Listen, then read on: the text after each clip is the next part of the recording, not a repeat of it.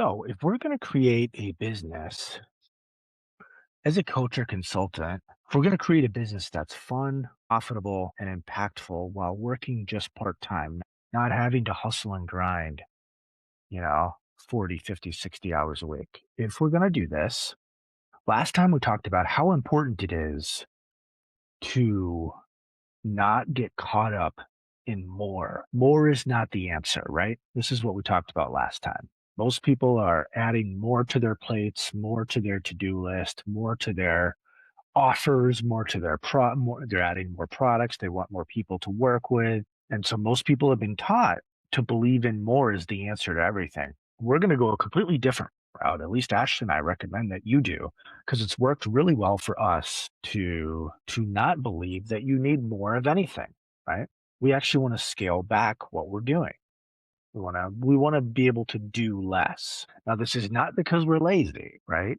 It does help us work part-time or work way fewer hours, but it's also, if you really want to impact your clients and really help them transform their life, it's very important that you're able to do that in with the least amount of effort and time spent. Because what happens is if you take the more approach in actually helping your clients, it actually um, it backfires because that's overwhelming to people. People get overwhelmed when you dump more courses or more things to do or more things they got to learn or more actions they have to take. When you give people more like that as a coach or consultant, it actually leads to less results for your clients. So yes, we want to get rid of this more way of thinking because it's great for us, it's great for our lifestyle, we can work part time.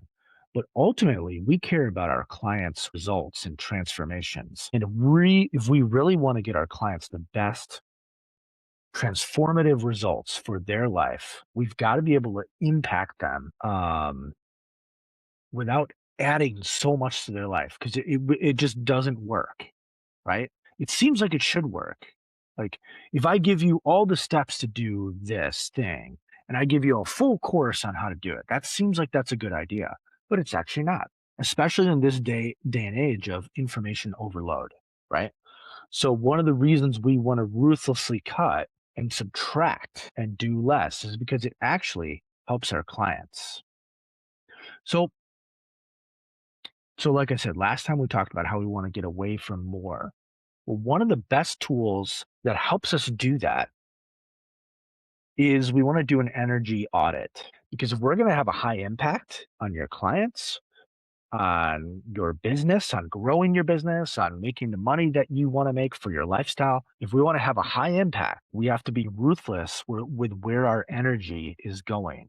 Because the greatest ROI or ROE, return on effort, comes from doing and thinking and being things that leverage your energy. When you have highly leveraged energy, meaning what you're doing, what you're thinking, what you're feeling, when that's highly leveraged, you make a big impact and you get results with little effort. So we want to get to a place where we have highly leveraged energy going out to things that make a big impact. So the best thing we can do to start that is to do an energy audit, is to look at where is my energy going right now. So we want to ruthlessly look at what's my thinking, what are my actions, and what am I feeling? Because this will tell us where our energy is going currently. So first thing you want to do is you want to identify, write down, what are the thoughts, actions, feelings, or people that give you a majority of your positive results. So just write down,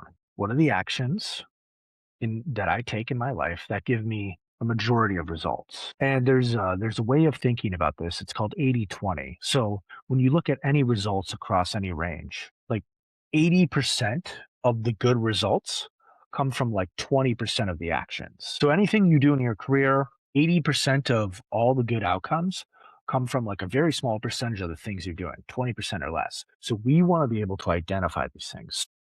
What are the actions that you do on a day to day, week to week basis that give you a majority of your results, positive results in your business? What are the thoughts? What are the frequent thoughts you have? that fuel you to give you good results. Like I'll give you one of the thoughts that I have that Ashley and I practice and really helps us get results is we just believe everything always works out for us. No matter what's happening right now, everything always works out for us in the end. Right. So that thought fuels us in tough moments, right?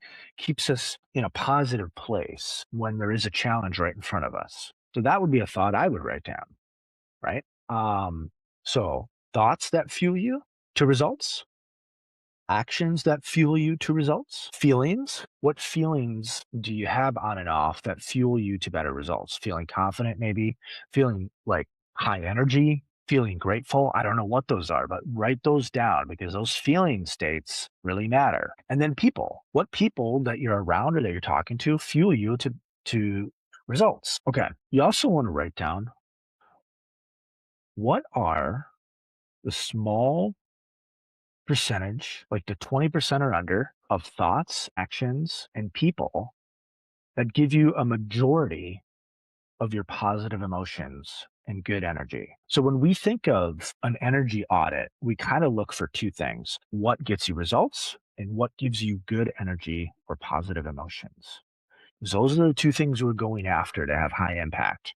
We want to have things that give you great results, and we want to have things that give you good energy and positive emotions. So, what are the thoughts you have? What are the actions that you take? Who are the people you hang out with or talk to that give you a majority of your good energy and positive emotions? What are the actions that I take, every day that gives me good emotions? It's just sitting down and talking to my son after school for 5 minutes and just listening to him.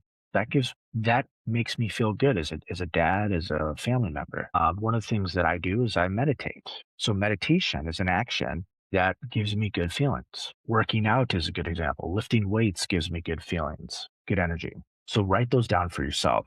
Now you want to write down what are the 20% of your thoughts, actions, and people and feelings that gives you like 80% of your negative results or no results, right?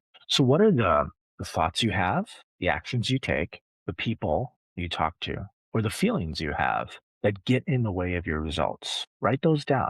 You could be worrying about something. You could be getting upset about something. Like, I'm mad that this person didn't sign up for my course or my program. I'm mad that I have to talk to people and I don't have leads, so I don't know, where am I going to make like all of these thoughts, these feelings are going to get in the way.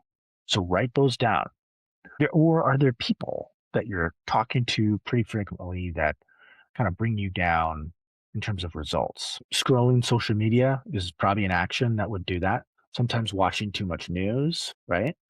One of the big ones for a lot of us is actually like needing more information to do something like, oh my gosh, I have to read this book, I have to watch this video, I have to take this course in order to be able to make a sale or, coach this client. And when actuality, a lot of that we don't need. And then the last thing in the energy audit is you want to look at what are the 20% of my thoughts, actions, and people that drain a majority of your energy and positive emotions. So what things, what thoughts, and a lot of these are going to be thoughts and actions because a lot of what drains people is their own thinking and some of their own actions. So look for what are the thoughts, actions, people that drain a majority of your energy and positive emotions. And you want to write these down, these four categories, right? So it's really four categories. What are the small set of things that give you a majority of results? What are the small set of things that give you a majority of your good energy and feelings?